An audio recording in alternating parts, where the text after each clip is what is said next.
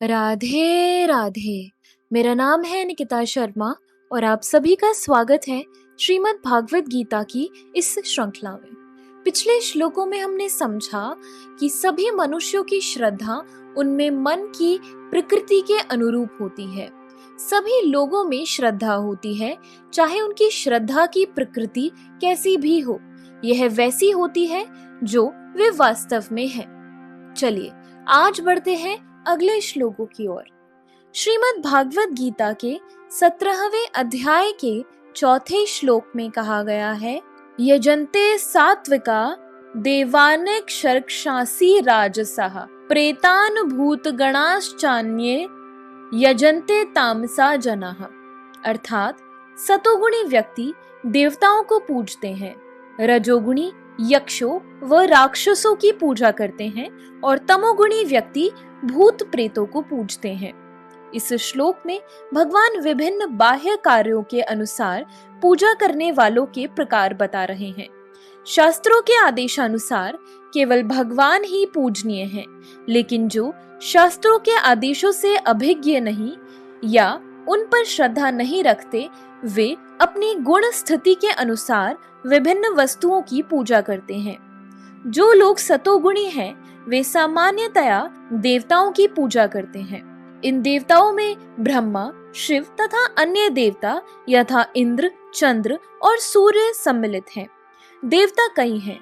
सतोगुणी लोग किसी विशेष अभिप्राय से किसी विशेष देवता की पूजा करते हैं। इसी प्रकार जो रजोगुणी हैं, वे यक्ष राक्षसों की पूजा करते हैं। हमें स्मरण है कि द्वितीय विश्व युद्ध के समय कलकत्ता का एक व्यक्ति हिटलर की पूजा करता था, क्योंकि भला हो उस युद्ध का, उसने उसमें काले धंधे से प्रचुर धन संचित कर लिया था। इसी प्रकार जो रजोगुणी तथा तमोगुणी होते हैं, वे सामान्यतया किसी प्रबल मनुष्य को ईश्वर के रूप में चुन लेते हैं। वे सोचते हैं कि कोई भी व्यक्ति ईश्वर की तरह पूजा जा सकता है और फल एक सा होगा। यहाँ पर इसका स्पष्ट वर्णन है कि रजोगुणी लोग ऐसे देवताओं की सृष्टि करके उन्हें पूजते हैं, और जो तमोगुणी हैं, अंधकार में हैं, वे प्रेतों की पूजा करते हैं। कभी कभी लोग किसी मृत प्राणी की कब्र पर पूजा करते हैं। मैथुन सेवा भी तमोगुणी मानी जाती है।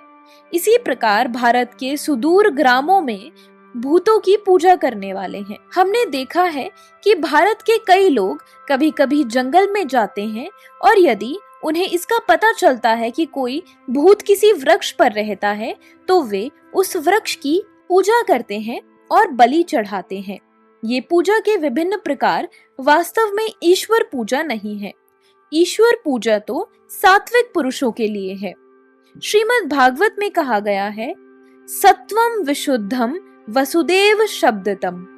जब व्यक्ति सतोगुणी होता है तो वह वासुदेव की पूजा करता है। तात्पर्य यह है कि जो लोग गुणों से पूर्णतया शुद्ध हो चुके हैं और दिव्य पद को प्राप्त हैं, वे ही भगवान की पूजा कर सकते हैं। निर्विशेषवादी सतोगुण में स्थित माने जाते हैं और वे पंच देवताओं की पूजा करते हैं।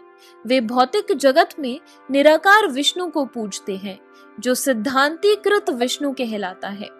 विष्णु भगवान के विस्तार हैं, लेकिन निर्विशेषवादी अंततः भगवान में विश्वास न करने के कारण सोचते हैं कि विष्णु का स्वरूप निराकार ब्रह्म का दूसरा पक्ष है।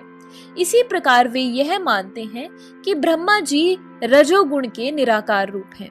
अतः वे कभी कभी 5 देवताओं का वर्णन करते हैं जो पूज्य हैं, लेकिन चूंकि वे लोग निराकार ब्रह्म को ही वास्तविक सत्य मानते हैं, इसीलिए वे अंततः समस्त पूज्य वस्तुओं को त्याग देते हैं।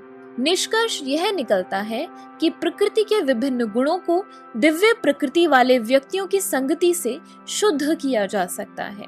5वें और 6ठे श्लोक में कहा गया है, अशास्त्र विहितम घोरम तप्यन्ते ये तपोजनः दम्बाहकार संयुक्ताः काम राग बलान्वितः कर्षयन्तः शरीरस्थं भूतग्रामं चेतसः माम चेवांत शरीरस्थम तान विद्या सुर निश्चयान। अर्थात जो लोग दंभ और अहंकार से अभिभूत होकर शास्त्र विरुद्ध कठोर तपस्या और व्रत करते हैं, जो काम तथा आसक्ति द्वारा प्रेरित होते हैं, जो मूर्ख हैं और जो शरीर के भौतिक तत्वों को तथा शरीर के भीतर स्थित परमात्मा को कष्ट पहुंचाते हैं, वे असुर कहे जाते हैं। कुछ पुरुष ऐसे हैं जो ऐसी तपस्या की विधियों का निर्माण कर लेते हैं जिनका वर्णन शास्त्रों में नहीं है। उदाहरणार्थ, किसी स्वार्थ के प्रयोजन से यथा राजनीतिक कारणों से उपवास करना शास्त्रों में वर्णित नहीं है। शास्त्रों में तो आध्यात्मिक उन्नति के लिए उपवास करने की संस्तुति है, किसी राजनीतिक या सामाजिक उद्देश्य के लिए नहीं। भगवद गीता के अनुसार जो लोग ऐसी तपस्याएं करते हैं वे निश्चित रूप से आसुरी हैं। उनके कार्य शास्त्र विरुद्ध हैं और सामान्य जनता के हित में नहीं है। वास्तव में वे लोग गर्व, अहंकार, काम और भौतिक भोग के प्रति आसक्ति के कारण ऐसा करते हैं। ऐसे कार्यों से न केवल शरीर के उन तत्वों को विक्षोभ होता है जिनसे शरीर बनता है, अपितु शरीर के भीतर निवास न कर रहे परमात्मा को भी कष्ट पहुंचता है। ऐसे अवैध उपवास से या किसी राजनीतिक उद्देश्य से की गई तपस्या आदि से निश्चय ही अन्य लोगों की शांति भंग होती है। उनका उल्लेख वैदिक साहित्य में नहीं है। आसुरी व्यक्ति सोचता है कि इस विधि से वह अपने शत्रु या विपक्षियों को अपनी इच्छा पूरी करने के लिए बाध्य कर सकता है, लेकिन कभी कभी ऐसे उपवास से व्यक्ति की मृत्यु भी हो जाती है। ये कार्य भगवान द्वारा अनुमत नहीं है। वे कहते हैं कि जो इन कार्यों में प्रवृत्त होते हैं वे असुर हैं।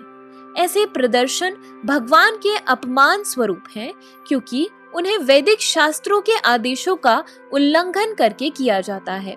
इस प्रसंग में अचेतसः शब्द महत्वपूर्ण है। सामान्य मानसिक स्थिति वाले पुरुषों को शास्त्रों के आदेशों का पालन करना चाहिए। जो ऐसी स्थिति में नहीं है वे शास्त्रों की उपेक्षा तथा अवज्ञा करते हैं और तपस्या की अपनी विधि निर्मित कर लेते हैं।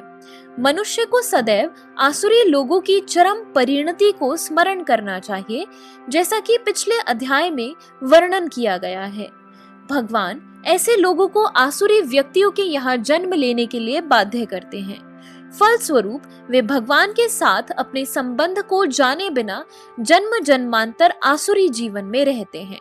किंतु यदि ऐसे व्यक्ति इतने भाग्यशाली हुए कि कोई गुरु उनका मार्गदर्शन करके उन्हें वैदिक ज्ञान के मार्ग पर ले जा सके, तो वे इस भव बंधन से छूटकर अंतोगत्वा परम गति को प्राप्त होते हैं।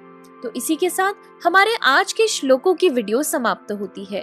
अगर आप सभी लोग श्रीमद् भागवत गीता की इस श्रृंखला में हमारे साथ हैं, तो हमें अपने विचार कमेंट सेक्शन में जरूर बताएं और इस वीडियो को अपने परिवारजनों और मित्रगणों के साथ जरूर शेयर करें, ताकि उनके जीवन में भी इस सुंदर ज्ञान के आगमन के कारण कोई बदलाव हो सके।